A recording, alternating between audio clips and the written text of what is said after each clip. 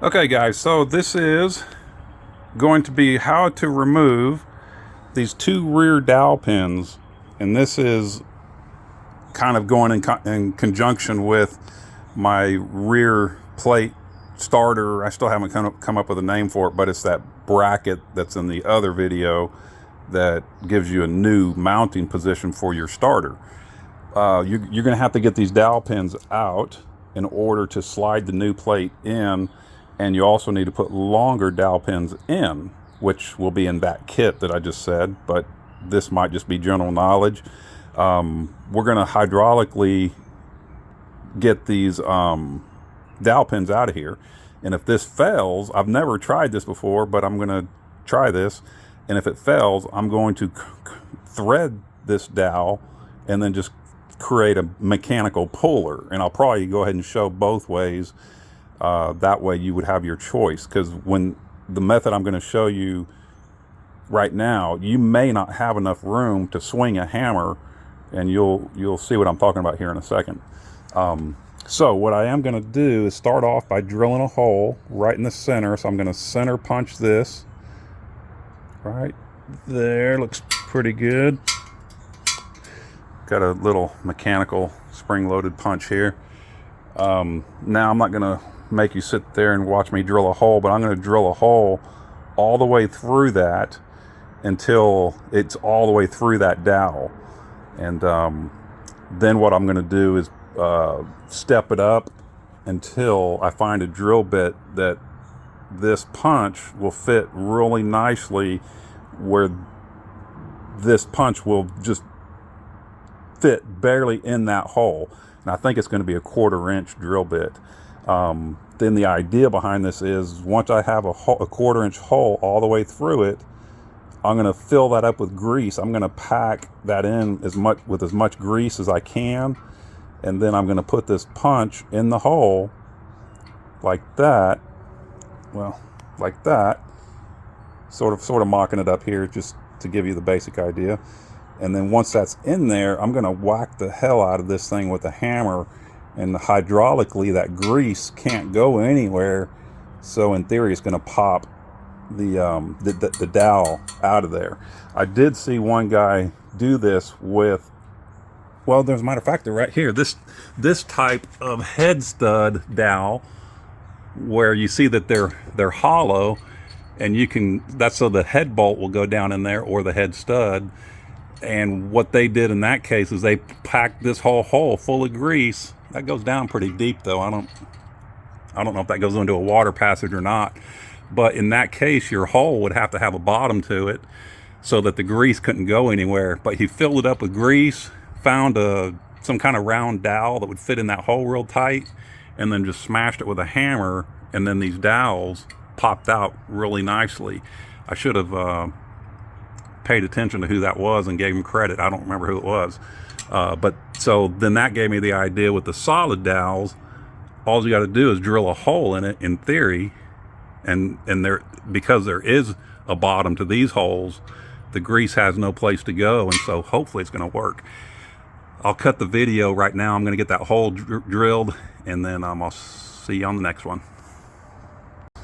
Okay, so I've got the hole drilled to the next size smaller than 1/4 inch. Forgot what that was.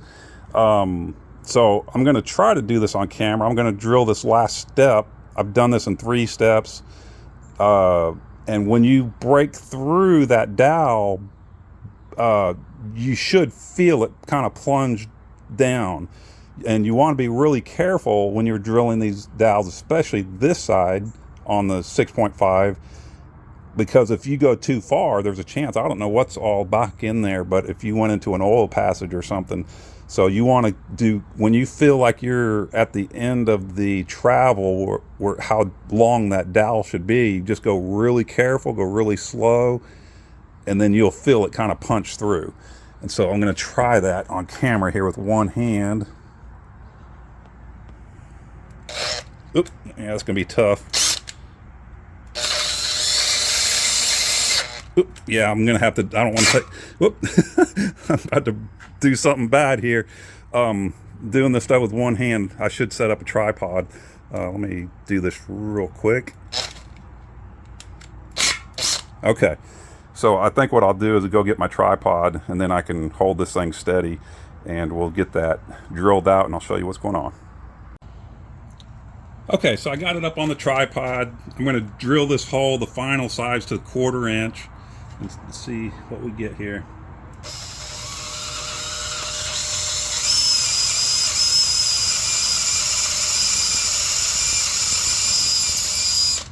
So at the very end of that, I could kind of feel that the drill bit wants to plunge through at the end. Let's see how it fits. Yeah, it fits pretty good.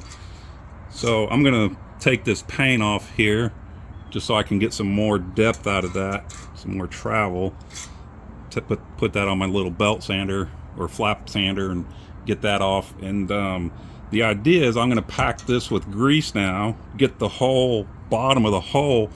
I can't, I was gonna try to, you probably already know what's going on, but if you pack this hole full of grease, the cavity that's down here, if you could kind of imagine like there's a void, is going to fill up with that grease, and then you keep packing it in there until it's just right at the very top, and then that drill bit will, the punch will sit right there like that, and then you can whack this thing with a hammer right here, obviously. And the other idea I had is if you didn't have enough room to swing a hammer, you might could put an impact, like an air impact, and just buzz this thing just down like that real quick, and that would probably buzz that thing out of there really good. But I'm going to try it with just a plain old hammer, and I'll catch you after I get this thing full of grease.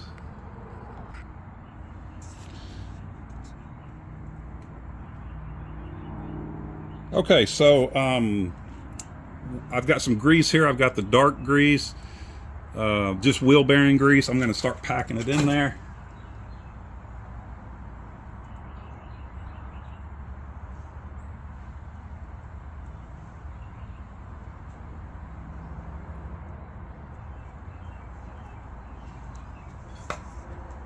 I've sanded down the paint off of this thing.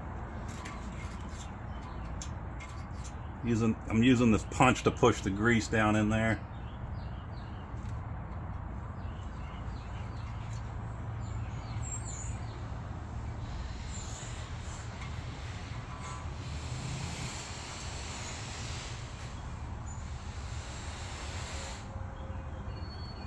And the reason I'm using grease is if you were trying to use oil and this was still, then the engine was still in the truck, the oil would just pour out of the hole.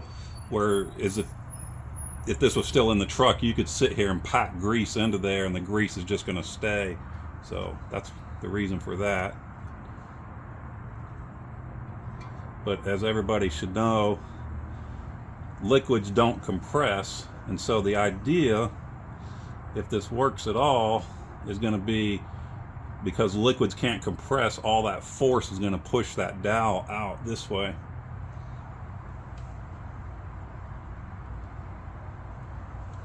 I think it's actually almost full. See how, yeah, that punch wants to push back out.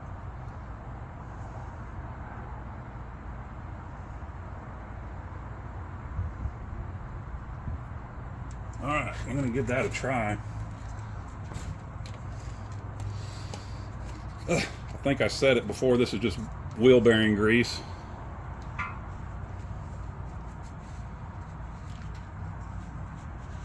Make sure we're still recording. Yeah, looks like it. In the viewfinder, yep.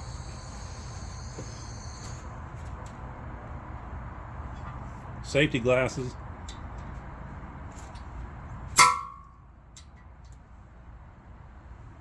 I don't know if that moved it. I have to check and see. But it feels like I need more grease. I can't tell if there's a line there, like it might have popped up.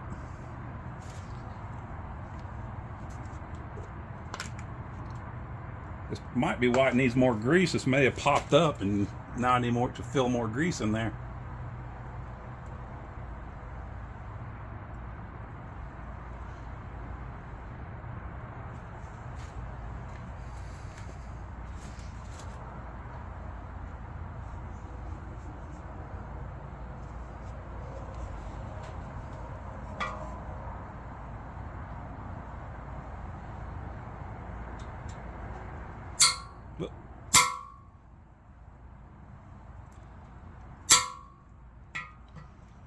More grease.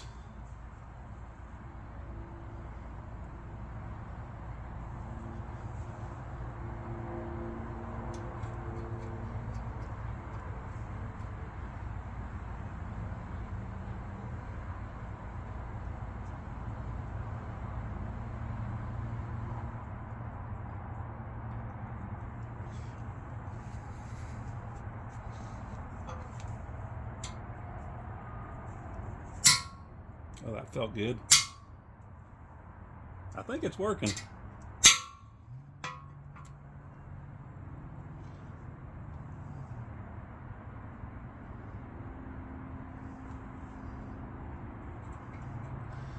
don't know if you can see it on camera. It looks like there's a line there, like where it's popped up. I may just be imagining things.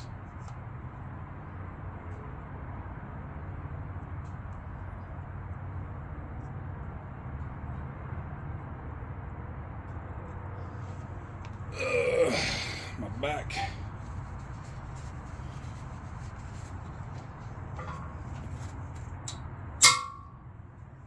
Oh yeah, it's definitely coming.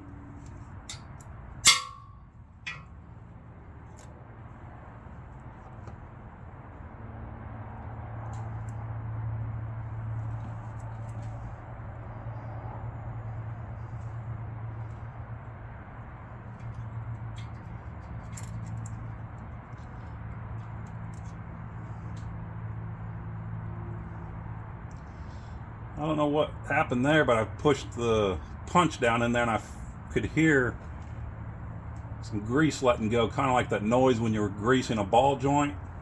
So it almost sounds like it's open somewhere.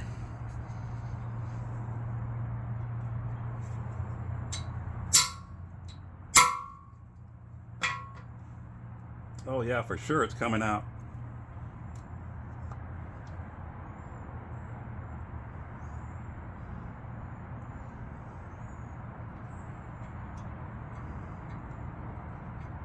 Yeah, that feels good.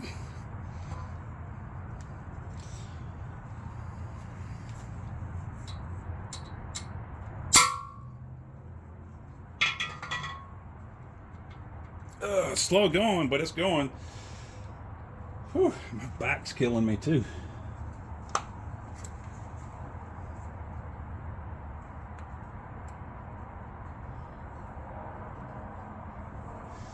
By the way, I should have mentioned that you probably want to try vice grips on these things first, because if you get lucky, you might get some vice grips on there and twist the thing out of there, but that's not real good odds, but you might get lucky. So it'd be worth trying that first instead of going through all this.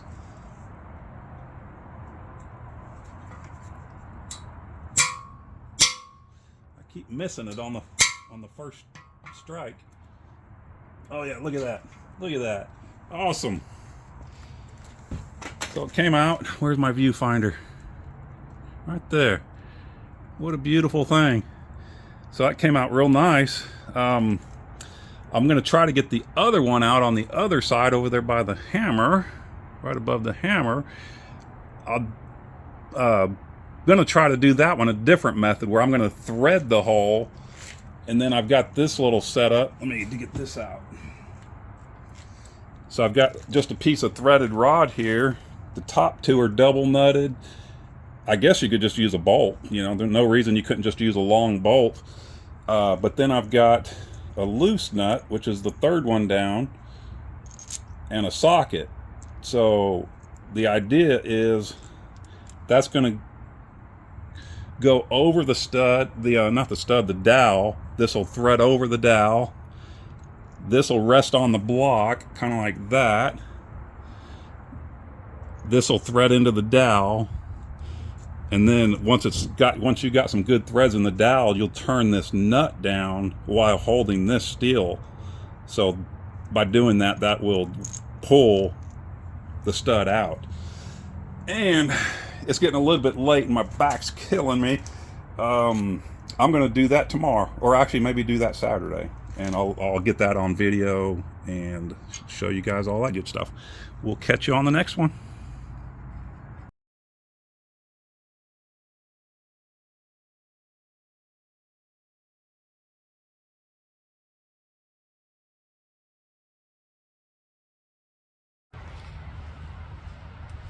All right, hey guys, I'm going to show you a second method for removing the dowel pins out of the block. I started drilling this hole and then realized, hey, you probably ought to film this. So I center punched right there, center punched the dowel, and then I started drilling that hole, and that's where I'm at. I'm maybe 3/16 of an inch deep into that dowel. So I'm going to continue drilling that. See if I can get all this done in one take. I'm going to drill this. I'm going to step drill it until I can get a 3/8 tap in there, and then I'm going to set up a little puller here. I'm going to tap it. I'm going to do the whole thing and see if we can do this in one take.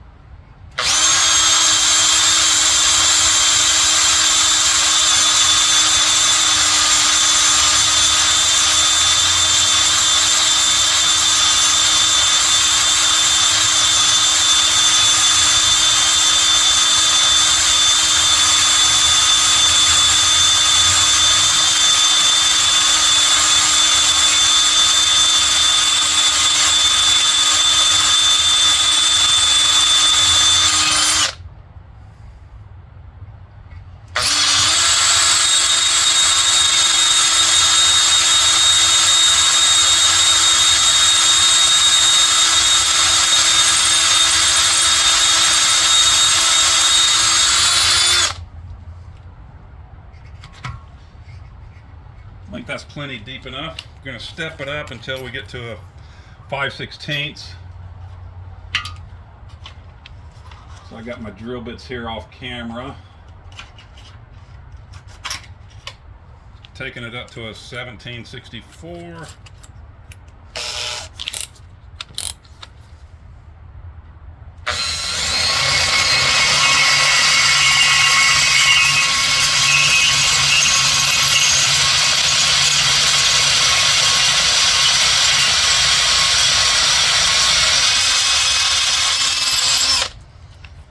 Okay, gonna step it up one more time.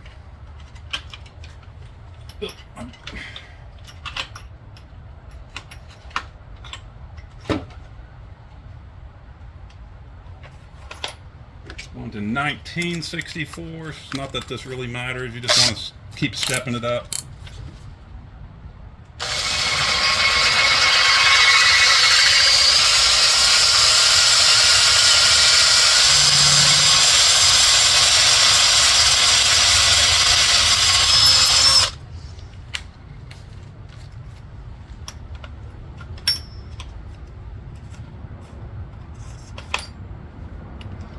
And if you could actually do this with like a 5/16 or even a 1/4 inch thread, so you wouldn't even have to go this large if you didn't want to. I just happen to have 3/8 and everything was convenient for me to go to 3/8 on this. So we're going to a 5/16 bit now. This should be the final one.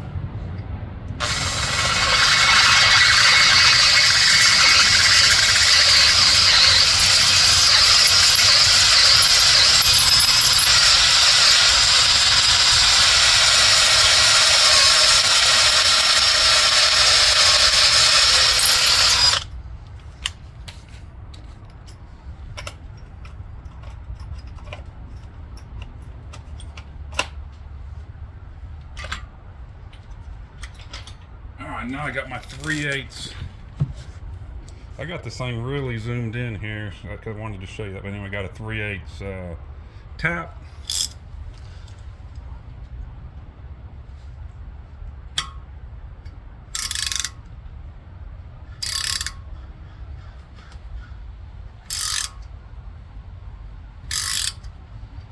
You could put some lubrication on these if you wanted to make it that tap go through there a little easier.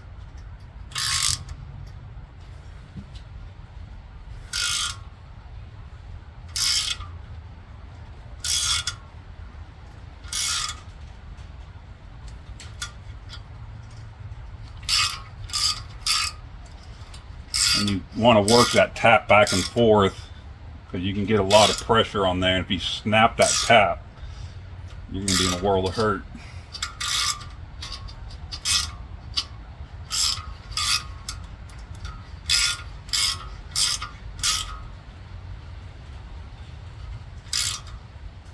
think I am going to grab some lube. Just give me a second here.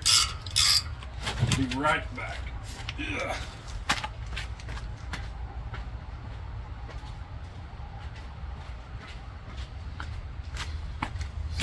The magic 3-in-1 lube, oil, 3-in-1, typical 3-in-1 stuff.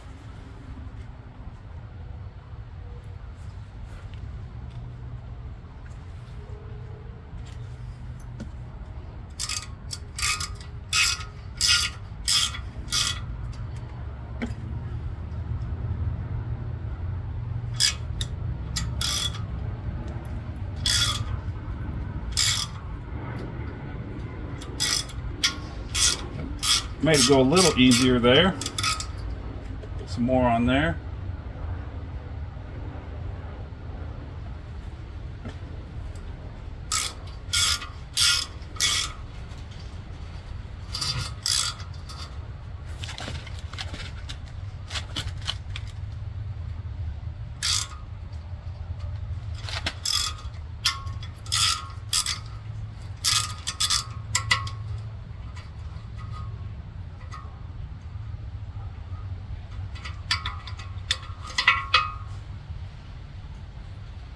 Yeah, I don't feel like that's deep enough yet.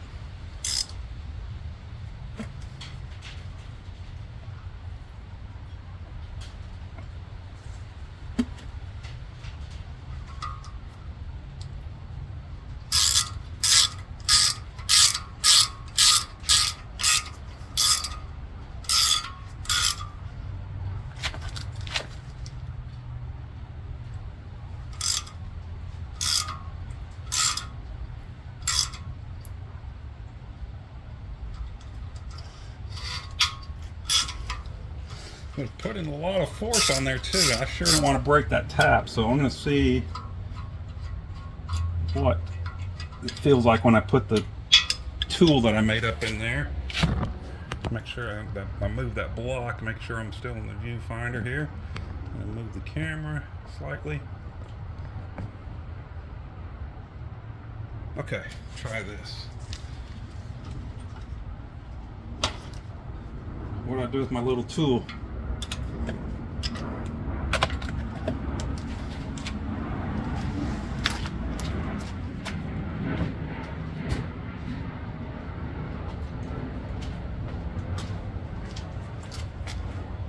Of course, I left it over there.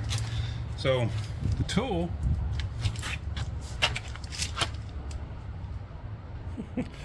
looks like this. Let me actually zoom back out for a second.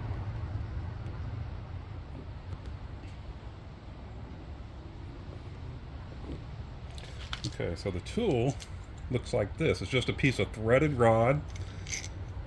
Just a piece of threaded rod there. I've got 2 nuts just double nutted so that I can turn them with a wrench, and then a loose nut here, and I've got a socket there. So the idea is I'm going to thread this in and then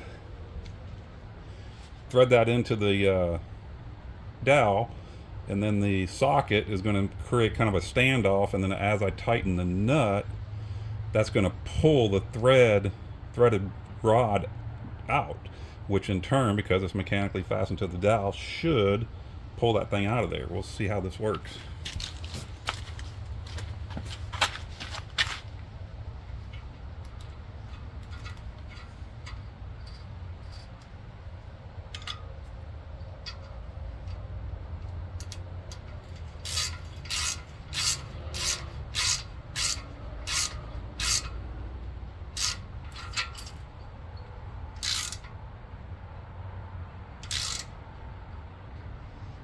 And you want as much thread engagement in that dowel as you can do, so with a little more patience, and if I wasn't on camera, I would have went ahead and tapped that even deeper. And of course, if this is in your truck, it's going to be a lot more difficult. I don't know if you'll even have enough room to get a drill. They do sell stubby drills, and you could use a right angle drill and get in there and do that. When there's a will, there's a way. I'm just showing you the concept here. So we got this tight. Got the, let me see if I can get this wrench over that. Probably not. I didn't want to use this wrench because it's not real well suited for this, but let me just see how it goes.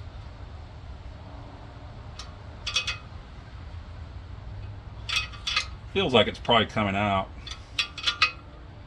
But as you can see, as I tighten this against the socket, that threaded rod's coming up and therefore pulling that dowel.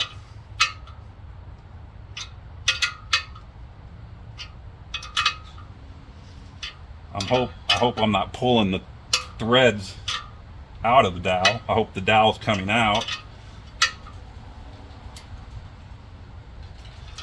Actually, I think what I've done is bottomed out on the dowel. I think that dowel is as far out as it will come, but I feel like it's in the socket. I probably need a deep socket. Or actually, it came out. So that's what you would do with this method. Let me get back around here so I can see. So you can see that the dowel did come out. That socket was just borderline not deep enough, so you may want to use a deep socket, and because it's actually bottomed out in the socket, but luckily it was pulled out enough. All I had to do was kind of twist it and it came out. So yeah, I'm glad I was able to do that in one little take without any editing or anything. Pretty simple, especially if the block is out, out of the truck. And I showed you on the previous clip, or maybe it's a clip after this, I don't know how it's going to work out in editing, the hydraulic method, where you drill the hole and then fill it with grease and punch it with a hammer with a punch. Anyway, I won't go back into all that. You probably just saw the video. But that was two different methods. Hopefully that helps you. Any questions, as always, go to LeroyDiesel.com, and my email address is info@LeroyDiesel.com. If you want to call me, you can go to my website, LeroyDiesel.com. My phone number is there. And I appreciate you guys watching. If you liked it and learned anything, whatever, just subscribe and comment, all that good stuff. Have a good one. Bye. All right, hey guys, this is going to be how you adjust the starter teeth to the ring gear. So obviously, as you can see, I've got it mounted on the transmission mounted to the engine. We've got the adapter plate sandwiched in there, right there. And I've got a battery over here. And obviously, when it's in your truck or whatever, you can come up with different methods, but the concept and the theory's here. So I've got a battery here. The only cable I have hooked up to it is the negative, and then it's clamped right here on the block. That's going to prevent any kind of accidental using this method. I do not want to apply 12 volts to this battery terminal. If you do that while this is engaged, the engine's going to spin over, and that could be dangerous at this time. So don't hook up the positive cable here. But what I am going to do is I've got a lead on their little crimp connector on a lead of wire with this just a bare wire on the other end, and I'm going to attach that to the positive side. When I do that, the Bendix is going to shoot out and engage the ring gear. If it clashes with the ring gear on the flex plate or flywheel, whatever your case is, then you can actually bump the starter, pivot it off of the dowel pin outwards, and then you should gain that clearance. Try it again. What I'm finding is you're probably going to have plenty of clearance, and you might actually need to come out a little bit. Or I'm sorry, that's vice versa what I just said. So, but what I'm finding is most of the time when the Bendix comes out and engages with the ring gear, I've got to actually pivot the adjustment out a little bit. So I'm going to do that here real quick, and it'll make sense. Let me get this tripod set up. Give me a second. Make sure I'm in the viewfinder and all that good stuff. Yeah, I think that actually works out pretty well. But I know my body is probably going to be in the way here. I'm going to try to just get my hands in there, keep my body out. So you'll be laying on your back under the, I mean, unless you got your engine out, you could do it all right here. But if you're in your driveway, you'll be laying on your back, kind of like I am right now. Hopefully you can see this in the viewfinder. I'm going to reach over, touch the positive terminal. That's going to engage the Bendix there. If I can reach it. Okay, so let me see if right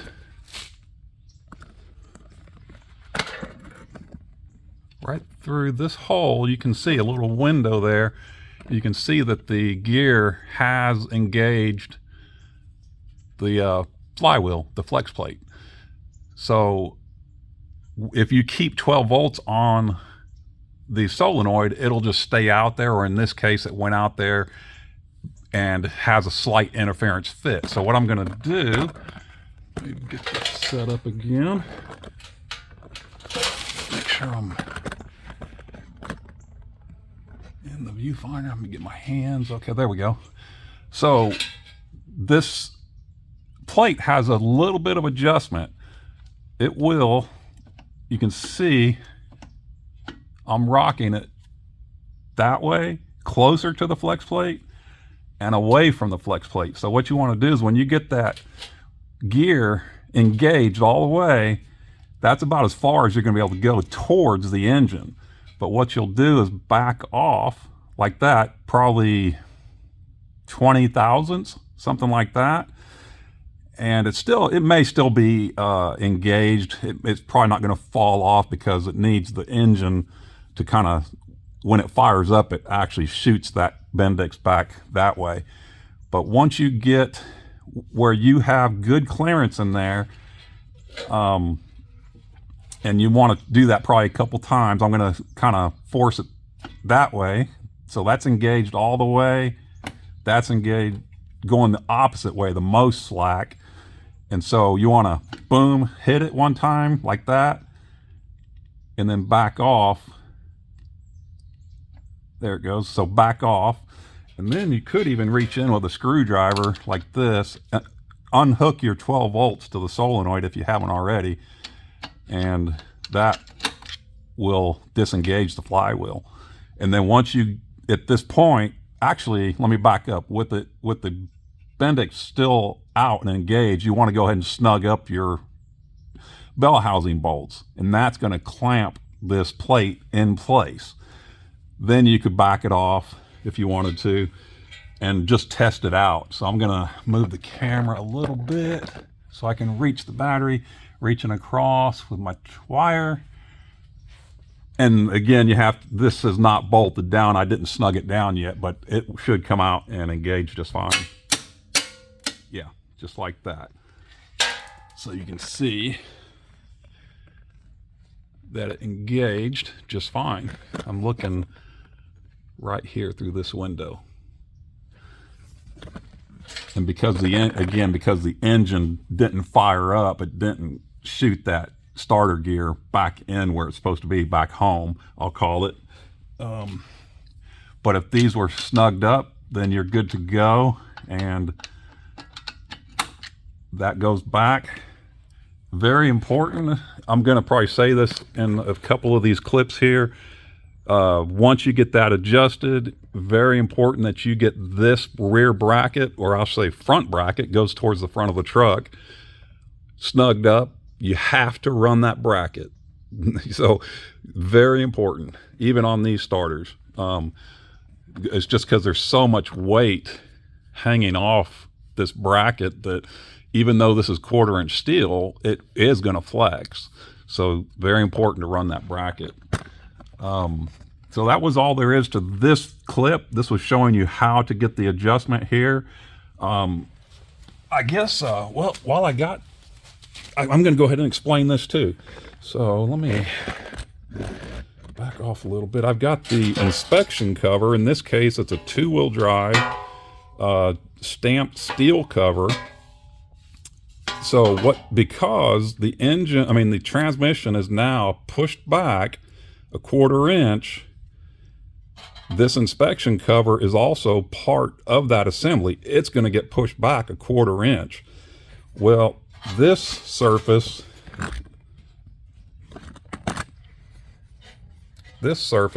of the inspection cover is now going to interfere with the flex plate. So you are going to have to cut if you choose to run your inspection cover. Some people run without them. I would get this and cut it, get some 10 snips, a bandsaw, cut-off wheel, whatever tools you got, whatever metal shaping tools you can have at your disposal. But you're going to need to, sorry, I'm laying on the ground, and let me get over here where I can do 2 hands. Okay, so what you're going to have to do is probably cut from about here all the way around over to here. And you can also see right here where that 5/16 bolt right here going into the starter will hit this shield also, this inspection cover, and that was hitting right here.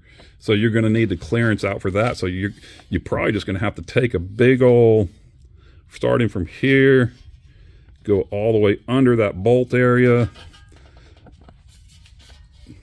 all the way around and here. But whatever it takes is what I'm getting at. And so there's going to be some customization that you're going to have to do. And also, before you put this inspection cover back on, is the good time to put your torque converter bolts in. You can reach in right here. This is not the proper bolt, but just showing you that you could reach in right there at this time, start putting your torque converter bolts in along with the spacer that is provided. Once you do that, obviously you're going to bring the torque converter over there where the boss will line up. But once you do the 1 bolt, at that point, now you've got to rotate the engine and get each and every one of them, and there's 6 of them. So that's all there is to this clip. And if I didn't mention it before, once you get that starter adjustment, that's when you're going to come in and tighten down your bell housing bolts. So that's it. We'll see you on the next one. Okay, so I'm coming back into the same clip. I forgot to mention, once you get your inspection cover cut and modified and it fits in there nice and pretty, what you're going to do is I'll supply 2 bolts, one for this side and the other side, and a nut. And because it's so tight here, you're not be able to get the original bolt in this direction. So you'll just come in from the back side, thread that in. You got some thread sticking out right here now. I'll just kind of throw this up real quick. I can't do this with one hand. Everything's falling all over the place. May not even be able to do it here. Okay, so here we go. So then the inspection cover, as you see, I kind of got it over here just for demonstration purposes. Then you'll nut it down right there. The bottom ones will still take bolts down here. There's only 4 total positions. 1, 2, 3, and 4. So it'll be 1, 2. Let me drop this thing. 1 and 2, and then on the other side. Real basic. Okay, catch you on the next one. Okay, so we're on to the next clip.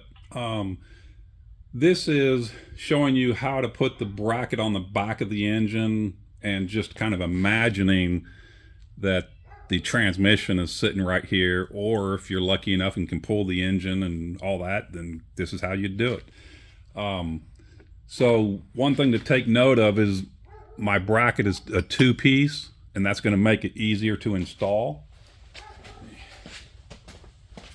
Get around over here, you can see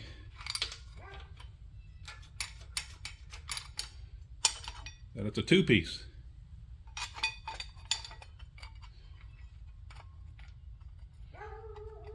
We're just going to get that back on there really loose.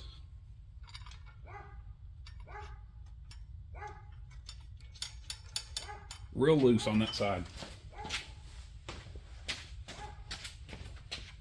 And you'll have the bolts that are supplied. You'll actually thread those in from this side so that you have the studs hanging through on the other side. There's going to be one 5/16 bolt, and I'll show you all this here in a second from another view, that's going to go in on the top. It's very tight, but very doable. And that's about it. The main gist of this is I've also got another video I did a couple days ago, which I'll edit all into this video, shows you how to remove these dowel pins, because you will need longer dowel pins. Let me show you. Well, I probably showed this in the other video. See how much longer the one on bottom is? And that's because this is 1/4 inch thick, and now all you got is just this barely of a stub sticking out there. So you will need the longer dowel pins, which are included in the kit. Once you get them out, then you can put this plate on here real easy, and then I would actually recommend pounding the dowel pin in at that point. Once you get this plate on here for the final time, then hammer that dowel pin in on both sides, and then start trying to get the transmission in there and all that good stuff. So let me move the camera and I'll show you how to put the starter on here.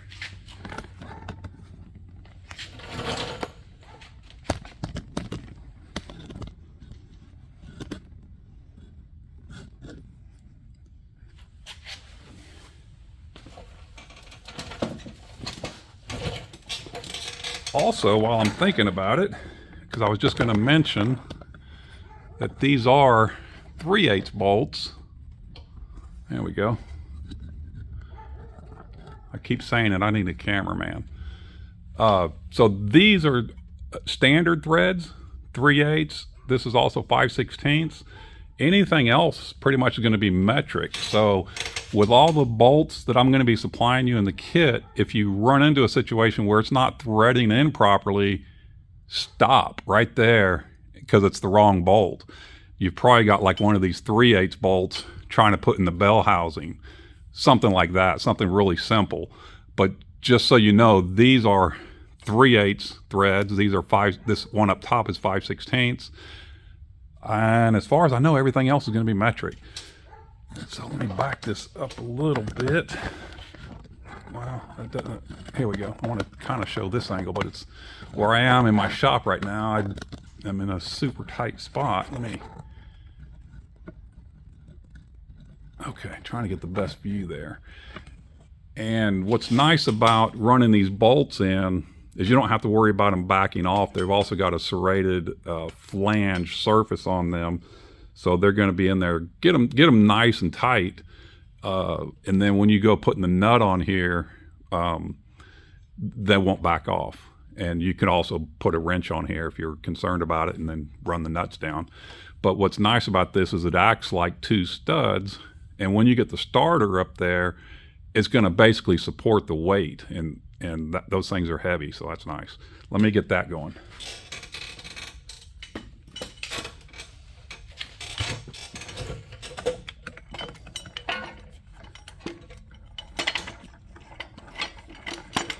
So you see most of the weight can be supported on that, but what I recommend you do is, I've got my hand back here holding the weight.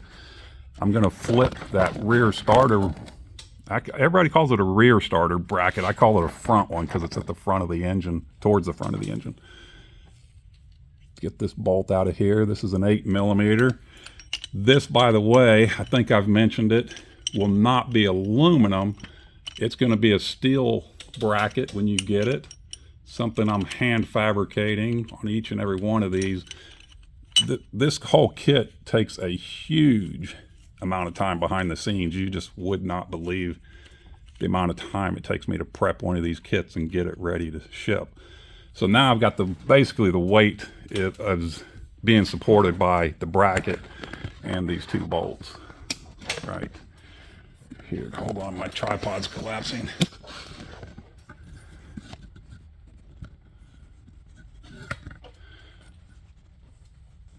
Okay. Now we're going to have two nuts. One will go right here. Throw that on there, 9/16. And I just kicked the other nut across the shop. So I'm only going to do one nut, but there's another nut on the other one. And then you get the 5/16 bolt. And that goes right up top. Get that going. This can be, sometimes it's just going to fall right in place, and then other times it's kind of a pain. There, I've got it started.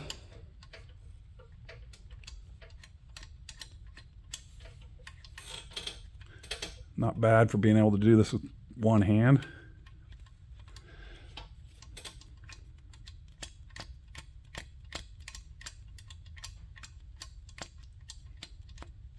Okay, that's as far as it's going to go finger tight. Oop. Okay, sorry about that. Make sure everything's still good to go. Okay, yeah, so at that point you're going to take your 9/16, tighten this guy up. That sucks it up real nice and tight in there.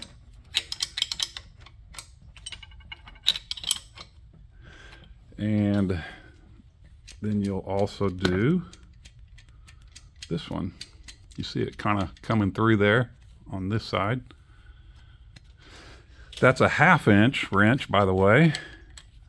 And get in there and snug that guy up.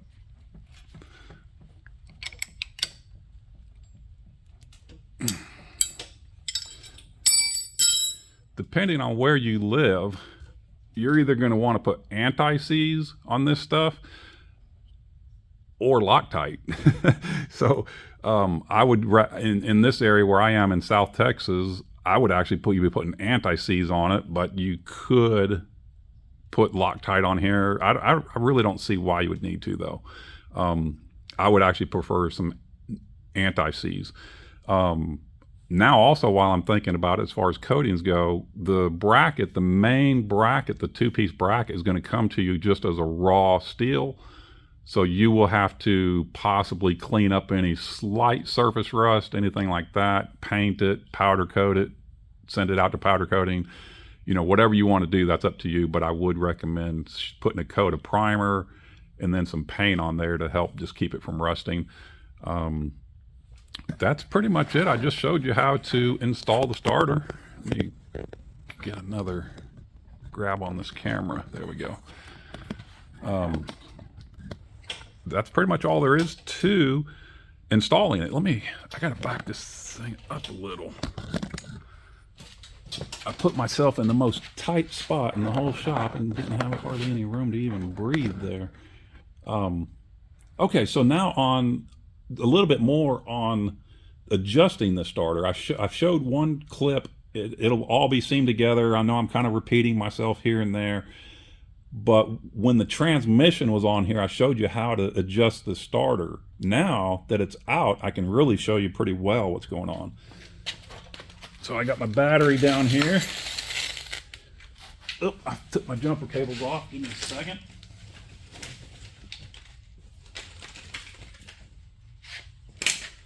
So again, I'm only hooking up the negative side of the battery.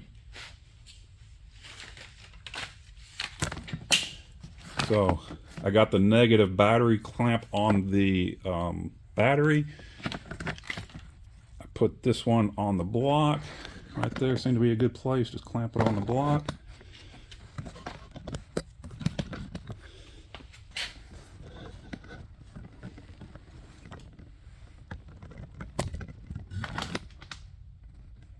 Okay, that shouldn't be in the way too much. But okay, so now once you get this in, the bell housing is going to be loose. All your bolts will be loose, and you'll have the longer dowel pin in here. And let me loosen this up. I think I got it tightened up too much. Where's the ratchet? Actually, I think it's just because of the weight of the starters hanging on it right now. It was loose.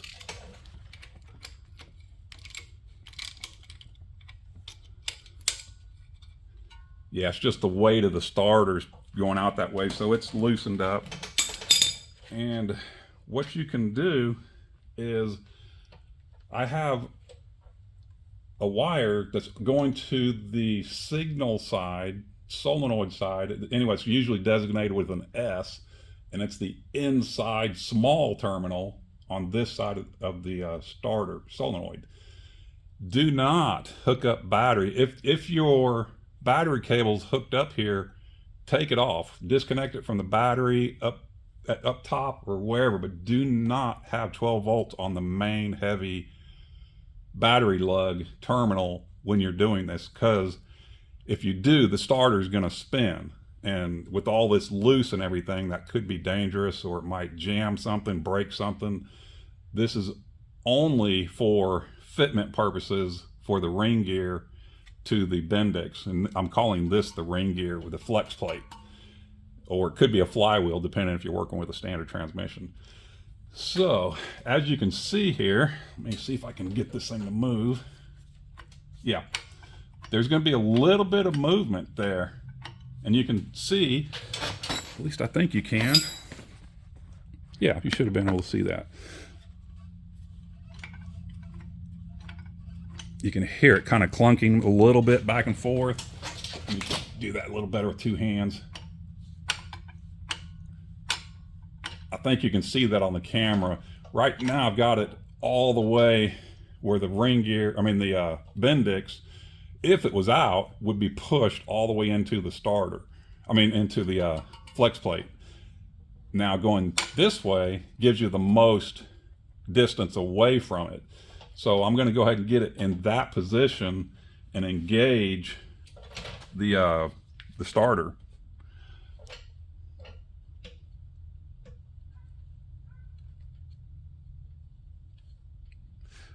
I'm going to engage the starter. It's not going to, what's going on now?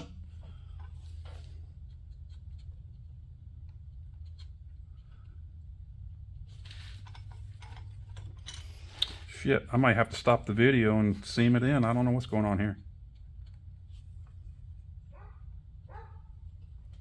Oh, I bet I don't have a good ground. Yep, that was it. Okay, so right now I've disconnected this because it has engaged and it's kind of sitting there for me. I don't have to keep it engaged. If the ring gear, if the Bendix keeps popping back in, you could just leave 12 volts applied, and you can leave it there for a minute or two. That's not going to hurt anything. So now with that engaged on the ring gear, you can adjust this thing backwards or get closer to the ring gear. So right then, I don't know if you saw it, I pushed it closer to the ring gear. Then I can move it back out or in. So what I would suggest is, we started with it all the way out. Now that ring gear, the Bendix is engaged with the ring gear, go ahead and push it in, which it is. I just did it. So now what you can do is move that out slightly. I don't know if you saw that on camera, but it moved probably 5 thousandths. something like that. You just want clearance. You just don't want this thing binding and getting stuck on there. So once you've got that backed off a little bit, there's no science to that. To me, it's a feel thing. But once you get it backed off, make sure it doesn't move, and go around and start tightening your bell housing bolts. And as I showed you in the previous clip, or depending on how this thing gets edited, it may be a clip afterwards, but there's a little window right here, and you can actually push that starter gear back in there. Like, I think it just popped in. Yeah, so it just popped in. That's really about it. This starter is a true, genuine diesel starter.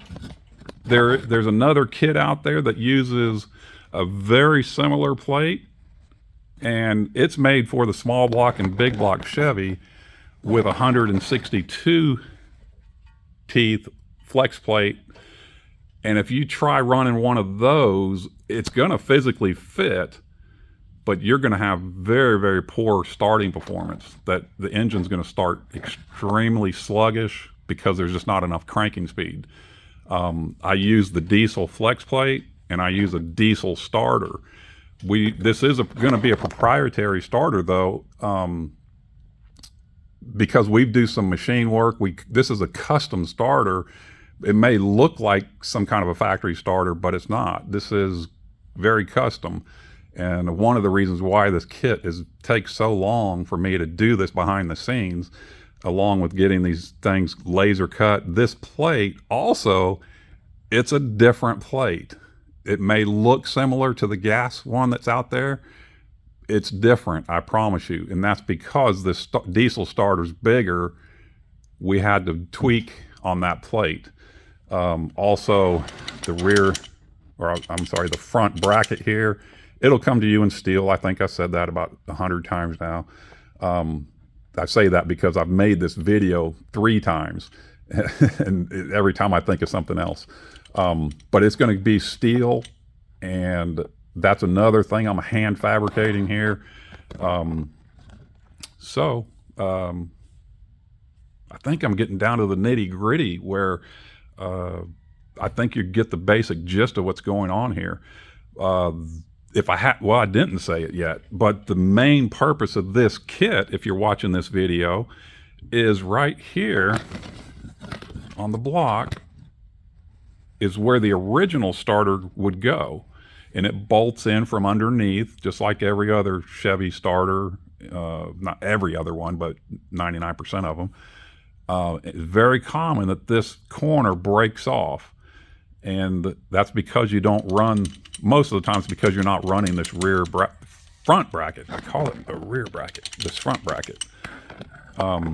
If this block breaks and you don't have a welder, anyway, you're going to have to probably pull the engine at minimum and take it somewhere, have somebody weld it, all of that. You're going to have all that time and expense, and then what's to guarantee it doesn't rip out of the block again? So that's what this kit does. It takes your original mounting position and converts it to where it's down here now in a whole different position. Now it's on 3 bolts plus the original front bracket, and it's going to be a very sturdy way to go. So once you get that transmission clamped and that bracket is clamped in there and get it all adjusted, it's very, very sturdy. And again, that's a true diesel starter on a true original, reusing your flex plate, which is obviously balanced to your engine, to these 6.2s and 6.5s. If you go putting a gas flex plate on here with 168 tooth, I don't know, maybe it's balanced good enough, maybe it's not. But anyway, the flex plates on these 4L80s have a big weight on them, and on the gas motors, it seems like they're either different sized or they're in a slightly different position, that sort of thing. So again, this is a one-off kit. This is similar to the other kit that's out there for the Chevys, but it's way different. And if you want the best performing starter for a diesel, this is going to be the way you need to go. So as always, you can get this at Leroy Diesel. It's leroydiesel.com. My email is there. My phone number is there. I'm easy to call. If you need any information, you need tech support, any of that good stuff, let me know. That's it. If I think of anything else, I'll see you in another video. Have a good one.